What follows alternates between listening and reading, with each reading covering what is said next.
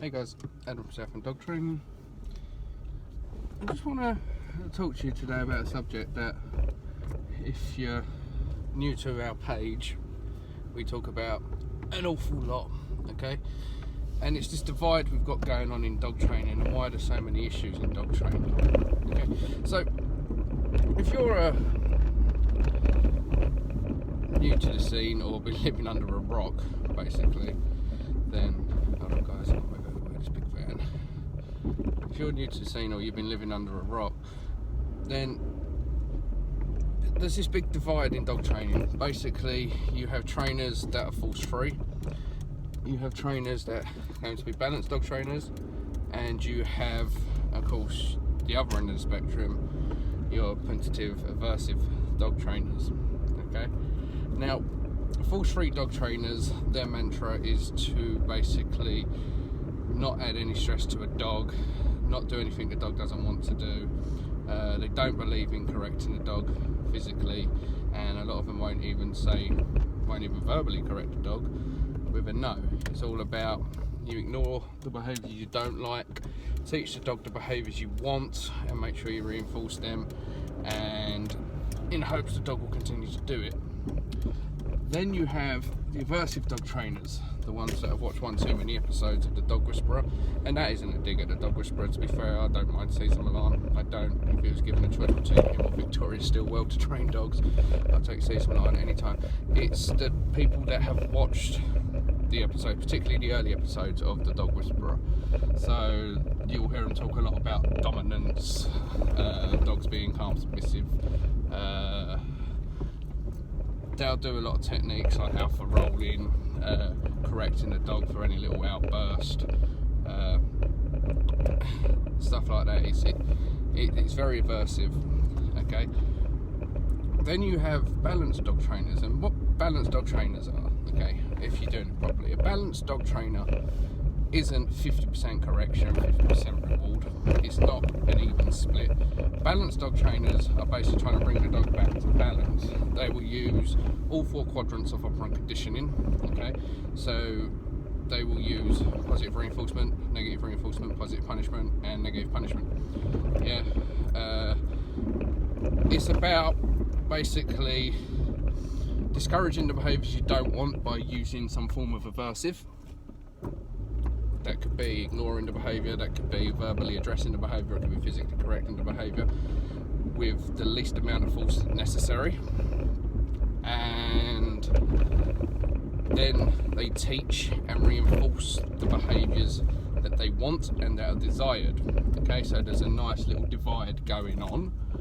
So if the dog does something undesired, he knows there's a negative consequence to it. If the dog does something desired, there's a positive consequence to it.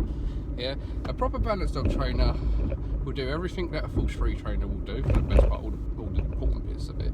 They'll work on changing the dog's emotional state to triggers that they find stressful.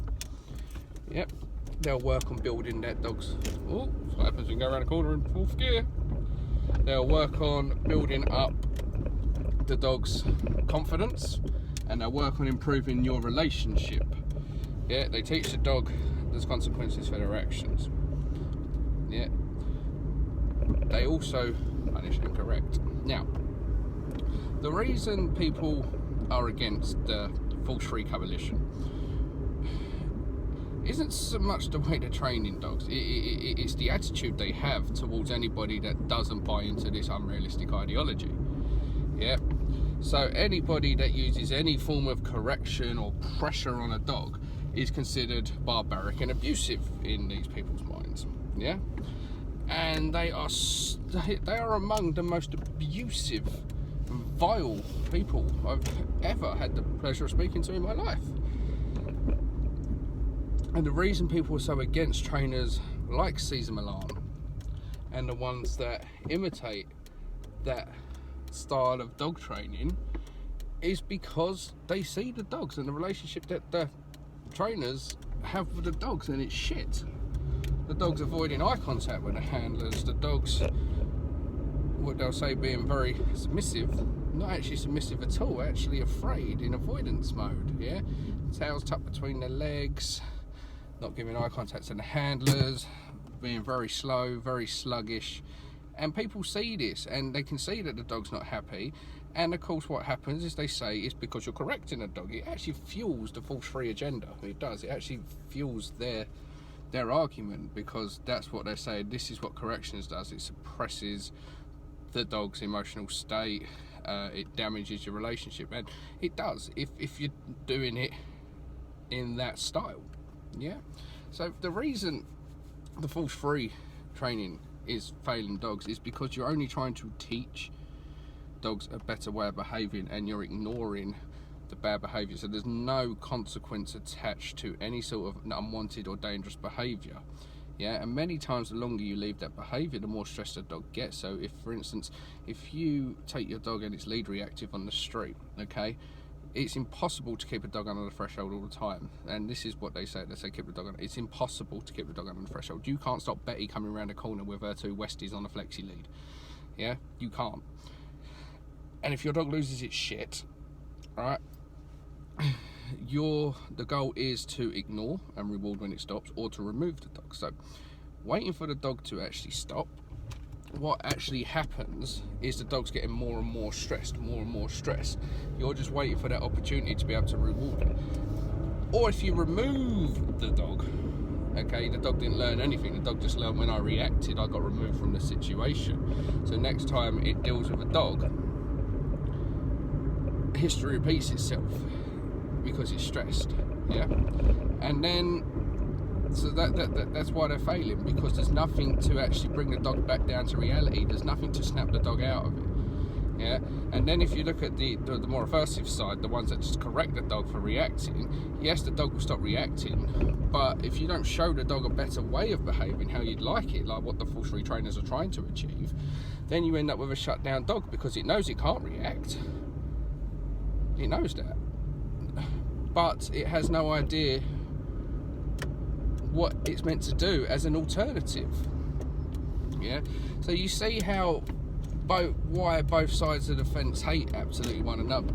And then of course trainers like myself, we get lumped in the middle, because I mean, corrections are necessary, because corrections many times can actually help calm a dog down. So if a dog's lost its mind, and I've done a video on this the other day, a little pop on the lead instantly got the dog's focus back on us, and then you're able to give it positive information. Yeah.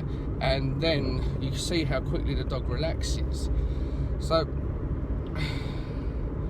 we need to be realistic about dog training, because it is really this black and white, guys. Dogs will always do what is more rewarding for dogs, or what works for them. They're selfish at the end of the day. They really are. Everybody says that dogs are loyal and that they're eager to please, but they're eager to please themselves before anything else. They are. Yeah, and you might not like me saying this, but it is the absolute truth. And if you don't believe me, guys, spend a night living on the streets, right? Put a cheeseburger on the floor that your dog knows is there, right? You're both hungry. Give the cheeseburger to your dog and see if he'll share a bit of food with you, because it won't. Yeah. Dogs will always do what is best for them. Yeah. So if reacting makes things go away, they will continue to react. You can try your best to show them a better way, and you need to show them a better way. But if you don't do anything to discourage this behaviour, then what happens is that behaviour always exists, and they can always revert back to that behaviour. Yeah. Now, if you just try to correct that behaviour but don't show a dog a better way, you just suppress it, and one day that dog will explode. Yeah. But it is this black and white. Dogs will always do what suits them best. So it's about trying to find what works best for your dog. But we can't always compete with what works best for the dog. We can't. For instance, I know most dogs I work with, yeah, would choose a squirrel over a bit of sausage. Yeah, they would. So if you can't prevent your dog going after a squirrel because the rewards you're offering aren't rewarding enough, because the squirrel is the highest value reward for the dog at this moment in time, then there has to be some form of punishment for the dog not listening to you. And it's the same as with a child. If you teach a child a way of behaving. A child, just like a dog, can choose not to do it because they get distracted or because something's tickled their fancy. Yeah, we all know well-behaved children, but even well-behaved children can be douchebags. Yeah, it doesn't mean they don't understand how they're meant to behave. It's just the mentality of the child, and it's the same as a dog. You can have a really well-behaved dog, but the dog can still, no matter how well trained it is, act like an animal, a reactional creature. Yeah, and this is why consequences have to be a part of it for not listening to you. Yeah, so we need to sort of stop this back and forth divide, because it's killing people, right? The reality is, right, I don't care if the trainer refuses to correct a dog, refuses to tell a dog no. I don't. I have no issue with that. Yeah, if that's how you want to train, good for you. Yeah, if you're all about the motivation and trying to help a dog, good for you. But do not, under any circumstances, suggest medication for that dog because you have refused to tell it no, and do not recommend that dog be put to sleep. Recognise that your methods, right, with this individual dog or whatever dog you're working with has its limitations, and if you're struggling to get that dog, don't destroy an owner's hopes and dreams by telling them the dog needs to be medicated because you refuse to correct it, and don't recommend that dog need to be put to sleep, particularly if you haven't consulted other trainers that use different methods to you. Yeah, because that is what I have a huge problem with. Yeah, and often these people are the quickest to tell people how bad corrections are. This is what I have a huge issue with. I have no problem with anybody that wants to admit their limitations, because force-free training will eventually hit a brick wall. Yeah, like it does, and this is why I am so busy, because I'm clearing up left, right and centre after the local force-free trainers in our area and across the UK, because it has its limitations, right? But when I'm hearing that trainers are saying the dog needs to be medicated or the dog needs to be put to sleep because they failed the dog, yeah, it's not the dog, they failed the dog, they failed the dog, they failed the handler, right? Then what they need to be doing is saying, look, this dog needs a little bit extra, something that we're not prepared to give the dog, and then hand that over to another trainer. Okay, that's what needs to be happening. And if you're a purely aversive trainer, you need to go and work with a proper balanced trainer. You need to learn more about positive reinforcement. You need to learn more about not stressing the dog beyond what it needs to be stressed. You need to learn more about relationship building with that dog, because you're also destroying the dog, and you're also giving trainers like myself and other hard-working balanced trainers a bad name, because that's what people are seeing. They're seeing these shut down miserable dogs. Yeah, so you need to learn to stop being so set in your ways, like Dale McCluskey, right? We all know Dale McCluskey. We've done a video on him the other day. Every single dog he works with, it's all aversion. It's literally forcing the dog into positions, forcing the dog to do whatever he wants, and talking about control. Yeah, it's trainers like that the force-free trainers see, and then anybody that uses any sort of aversives are lumped as being abusive animal abusers. Yeah, and it's trainers like that. And so if you're one of those trainers, if you're a Dale McCluskey type trainer, yeah, if you honed your craft from watching television or reading a few books, or you worked with a couple of dogs and now you've done a weekend course, fucking now you think you're a dog trainer, yeah, if you're one of these people, right, you need to go and work with a balanced trainer to broaden your skills. Yeah, dog training, it's about finding what works best for that individual, never what works best for your ego. Egos are killing dogs, people. Yeah, egos are ruining dogs, egos are killing dogs, because you refuse to do what's best for the dog because you're worried about your reputation, you're worried about your ego. Yeah, leave your egos at the door when it comes time to training dogs, guys. Yeah, that's all I want to say. And we'll probably have this same conversation next week and the week after and the week after that, because this message has to get across.